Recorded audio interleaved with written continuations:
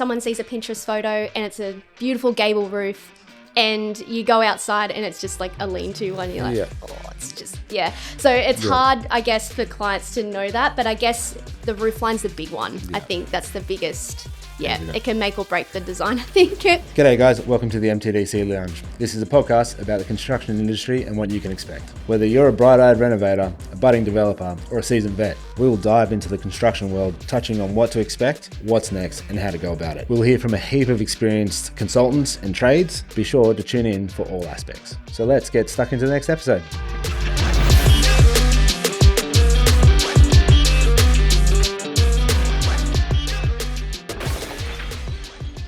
G'day guys, and welcome to the MTDC Lounge. Today I've got Bree and you're with your host Matt. Bree is one of MT Design Collective's newest designers. She's doing an amazing job, and today we're going to talk about, I guess, seeing our clients on site and how we go about it, and I guess the frequently asked questions while we're out there and getting all of the I guess like all the hard questions, I guess, and how we're going to do what we do so well at MT Design, and we'll break it through. So if you can start off there, Bree, what brought you to now? What have you gone through? Yeah, my favorite thing about design is meeting the people, helping them, going through their homes and just kind of seeing how they live, but then how we can make it better for them. So that's always been my one true passion with design. And when I started here, I knew that was like the forefront of your business. So it was like perfect meeting of the minds. So yeah. Yeah. And you went through your uni degree, didn't you? Yes. So I did bachelor and then went on to my master's. So it's a long trek, but we got there in the end. Yeah. But again, I think doing building design is a bit more in touch with people and their projects rather than just doing commercial and just doing high-rise apartments and things like that. So I'm more drawn to learning about the clients and having that personable sort of connection with them. So when we get the phone call for you to go out to see a client, what do you do? How do you get ready to go and see a client? Yeah, cool. So what I do is I look up the address and I basically see if there's a real estate floor plan. And so before I go to anyone's house, I'm looking at it and I'm like, okay, and I kind of see the notations that Maddie gets when someone calls and they write, so you kind of say what they want. So I'm kind of already looking at the floor plan. I go, okay, say they want to do a deck extension and kind of reconfigure their kitchen. I'm looking at that floor plan and thinking, okay, without even knowing the client or meeting them, I'm kind of go, okay, how can we kind of find a solution for what they're, just that tiny little notation there. So I go to the house, have the printed floor plan on hand, and kind of go through the house, talk through about what they're kind of looking for, and then I have the floor plan that's currently there and go, okay, so what things do you want to keep and what things do you want to kind of reconfigure? And so with that, it kind of gives us a sense of like, how can we keep most of the existing as we can without just moving a wall for the sake of it? How can we really align what they're kind of wanting with the redesign with what's there existing and go, okay, what's the best way functionally and get that overall flow? So that's how I do it. If there's no floor plan or real estate floor plan, I just make as many notes as I can. And if I am remembering correctly, I kind of remember the floor plan while I'm on site and sketch out kind of what we were talking about. And then again, when we get the crew to come out and do the existing measure up, the sketch kind of translates with what's actually there, and then kind of go from there basically. Yeah, nice one. What do you do? What do I do? Well, I can tell you I'm not as organised as that. You got a lot on. So. No, well, after a number of years and being in the industry for 20 something years, I do my best work straight off the cuff. Mind you, I've made a few changes. I've started incorporating AI and things like that. So, that's cool. So I get a lot of our conversations transcribed and all that kind of stuff. Yeah. I tend to find that I have a hard time I guess focusing on a conversation and writing down and drawing at the same time. Right. Yeah. And at that same time, what I do is when I go out to site, obviously we always find out where we're going and what's been asked for and all the bits and pieces. But I don't get a sense of the house until I'm actually there. So I remember like I went to a client's house yesterday, and he mentioned that he just wanted an extension out the back and all the bits and pieces, and I was like, yeah, great, not a problem. And then while I'm out on site, the first things I'm looking for are drop ceilings, skillion roofs. Like I'm thinking structurally, how does this go together? Like if we're going to rip this part off, or if we're going to change this, what's the next move? Like our roof's changing, our water, wet area's changing. These are the conversations, because everybody knows the roof, the water area, all the wet areas, and the kitchens are all the most expensive parts to change. Yep. So they're the first thing. They're the first things that I check. And I tried the note taking. While I was on site. That was no good, because I was never paying. I was always missing something. And then I tried the note taking after the meetings. And then I if I had a lot of meetings on that day, I'd be like, I'd get it at the end of the day. And and then all of a sudden it's I've got 3 days of meetings of writing. Oh my god. Have that 5 minutes, but now with the automatically transcribing now it's cool. Super easy, and it's all summarized now and easily done, and then I guess I can actually start paying attention to the clients, and absolutely. I guess pay attention to the structure and what the clients are asking for without missing anything. Absolutely. I'm a bit more of a personal person like that. I think I'd like to try and focus, I guess. I guess that's just how I work, I suppose. Yeah, that's cool. Yeah, I like it. What are the things that you go, I wish you knew how to ask that question, or I wish you knew, how to ask that question. Yeah, maybe the big one's the roof lines, I reckon. Yeah, 100%. 100%. It's almost like, let's go into the backyard and let's look at the roof and see what's happening to start with. Yeah. So I think when someone sees a Pinterest photo and it's a beautiful gable roof, and you go outside and it's just like a lean-to one, you're like, it's just, So it's hard, I guess, for clients to know that, but I guess the roof line's the big one. I think that's the biggest. Yeah, it can make or break the design, I think. every day, completely agree. Yeah, they could have the gable, or they could have the hip roof or anything like that, and then all of a sudden they're like, hey, we just want to do a little bit of a push out on that corner or something like that. You're like, oh no, you can do that little bit of a push out. You could do like a 2 or 3 meter square or out on this inside corner of a valley, and then you're like, oh well, no, it's like waterproofing. waterproofing, no, but no, 100%. And then following that, like the next question I would ask is like, how attached are you to your roof? Like, do you want to remove it? Yep. What else do you find that you get asked?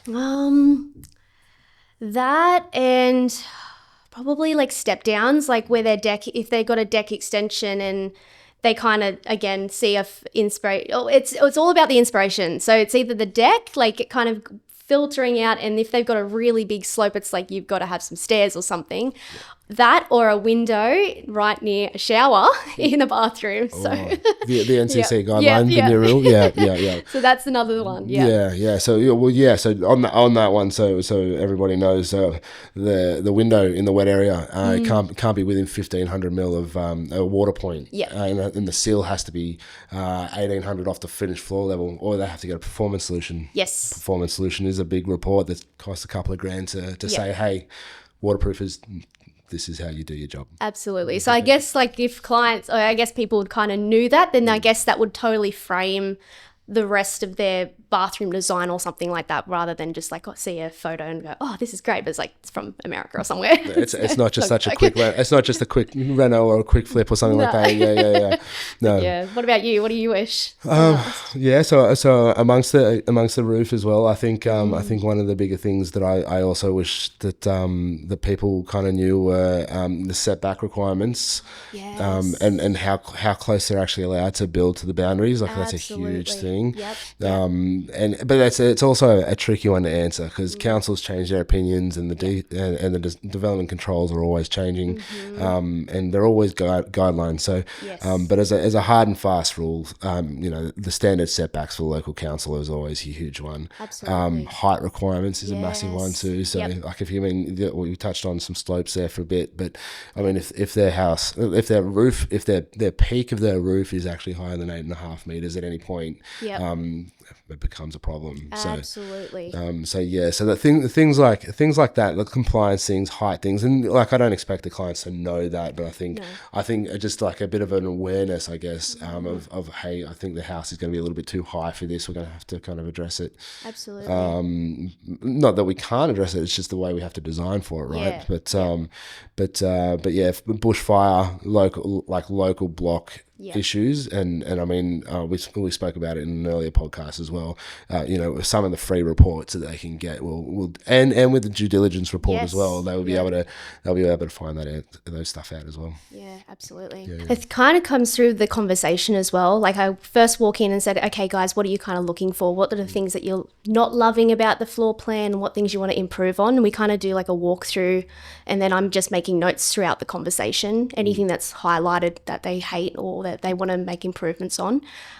So basically, I guess the more questions that come about is almost like, how can we make a better floor plan, or how can we have, a bit more of a communal area where people aren't sitting on top of each other. It's a bit more easy. How we can get the private areas a bit more sectioned away, and then having a bit more of an open plan sort of connection to the backyard sort of thing.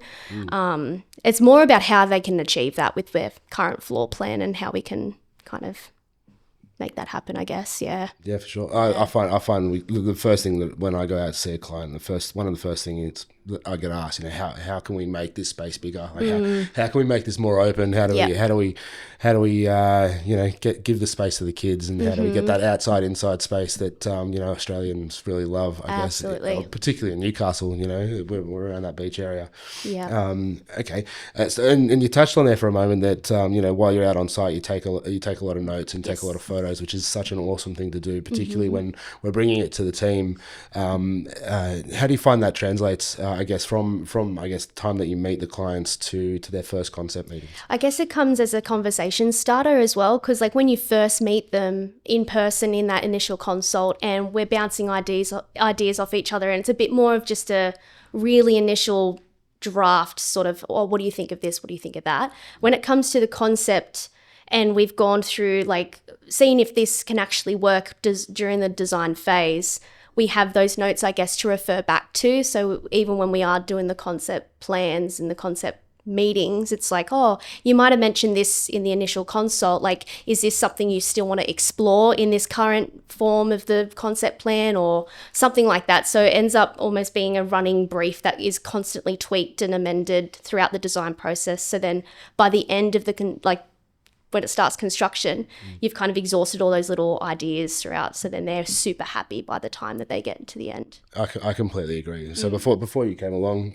Bree, I mean, we did a lot of memory stuff. We did a lot of note taking and things like that. And you kind of came in at almost the perfect time where we were changing up our situation and how we were going to deal with things. And your notes and your pictures that you kind of brought along with you kind of just evolved into this really awesome way of talking to a client and managing to have steps and markers along the way, all the way through their first concepts and their second concepts.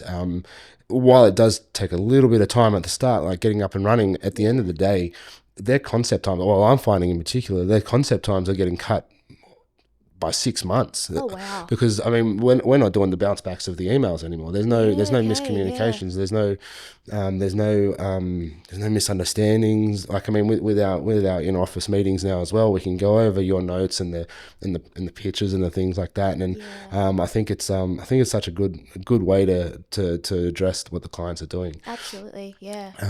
And I guess from that concept point of view, how do you find the process of the designing for the clients from I guess their initial meetings to almost a finished product? Yeah, cool. It's actually really cool too, because as you're on site and you're taking down those notes, and I always say as well, if you've got any inspiration photos, Pinterest, everything, send anything through, because the more detail that we have, just in the way that they might think, oh, something looks like is coastal. They want like a coastal look, but their interpretation of coastal might be different to what we think. So if they're spending that time of like their little passion project on the side, obtaining all those different notes and pictures and things like that, that can almost feed the design. So then it becomes so unique to that person. And so then when we're going through that, again, that concept phase. We're taking those little details that client wants, and it's almost like we're kind of putting little pieces of that throughout the whole design, and it makes it completely theirs rather than just a cookie cutter sort of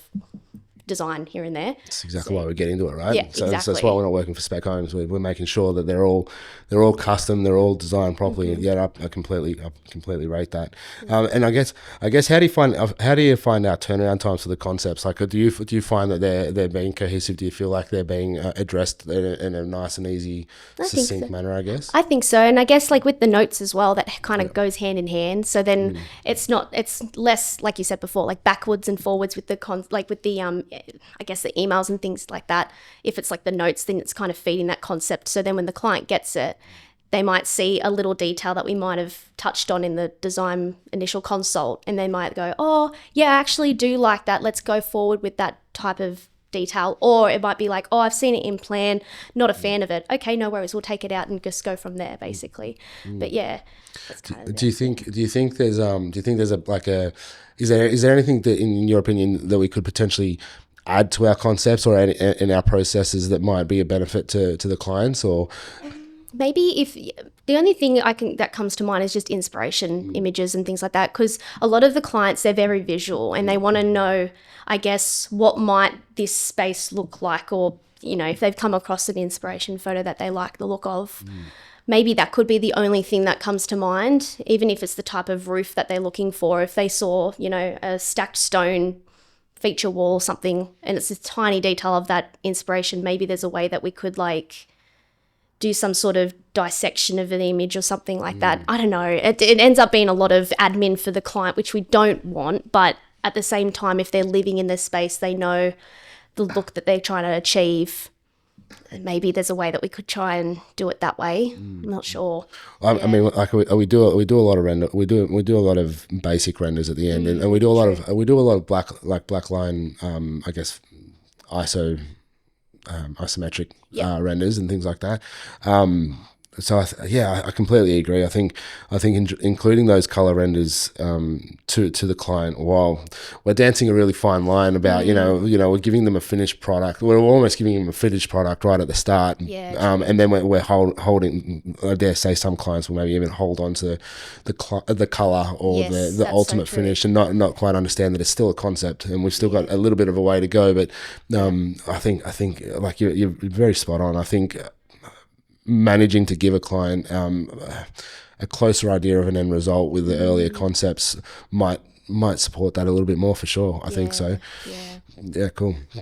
Now, I mean, I guess you've been with us for a couple of months now. Do you find anything about our process that that works or doesn't work at all? I think honestly, from the get-go, the communication between us and the client, even just doing the free consults, is so much more beneficial than a lot of other firms. I think the way that we can just give that transparent and honest advice, just so then they know like we are trusted from the very beginning, I think that's awesome. And I think from a client, like just for me to put myself in a client's shoes, they've never done a reno before, they've never really spoken to a builder before, so things like that are really scary for first time renovators. So if we are able to have that conversation from the beginning, I think that's super beneficial, and I think that's something that we really do well. I think from the very beginning. I think so. I think one of our points, and I think it's one of the things that we try to drive home to the clients, is that we try to be a super transparent, I guess, in terms of costings from the beginning. Like we give the full quote, from I guess the reports all the way through to the construction certificate, everything that we can like control, and then obviously the outside consultants, the engineers and all the bits and pieces.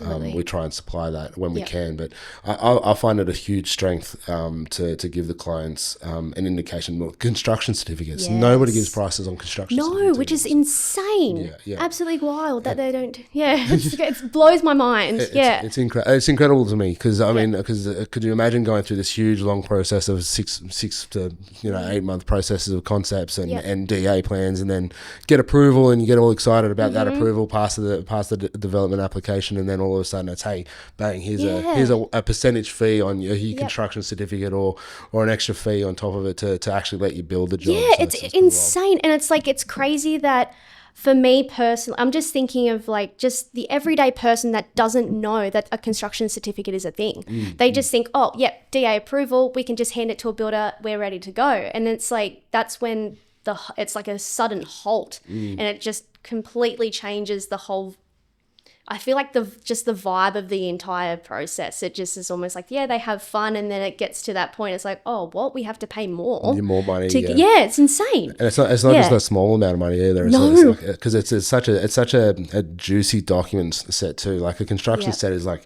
we're talking details, we're talking window sizes, we're talking full dimensions and everything. And all of a sudden, you can get that peak happiness, and then it can just get shut down with that extra cost there for sure. And it completely like changes just in any sort of trust that you would have had with that designer to know that they knew that was happening or that was coming up later on and they didn't say anything. And it's a bit usually in the fine print, right? In the quote. But and I think like we include in our quotes the driveway profiles and all the bits and pieces. So I think being nice and open about that, I think it's an important thing for clients to absolutely search, find out. It's important. It's an important process for the client to go and compare quotes. And I think in my opinion, it's always go shoot for three. Shoot for three quotes, and then compare them all. Find out what's on one and what's not on the other. Absolutely. I mean, do you find that there is a massive difference? I mean, in the few quotes that you may have seen, do you find that there's a bit of a variance there at all? Absolutely. Because I think even in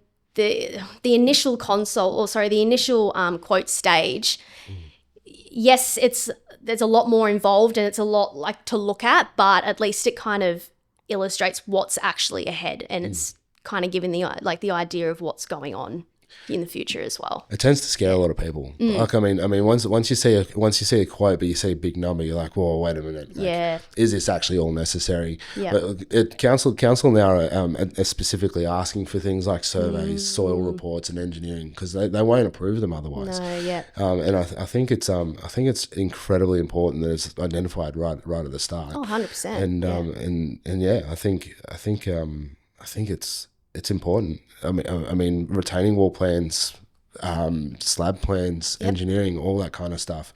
They're huge. Even like just the simple geotechnical report, like even before you can get a construction certificate now, they're asking for like a soil classification. And so that's an extra add-on that's like, a couple grand. It's not like something that's small.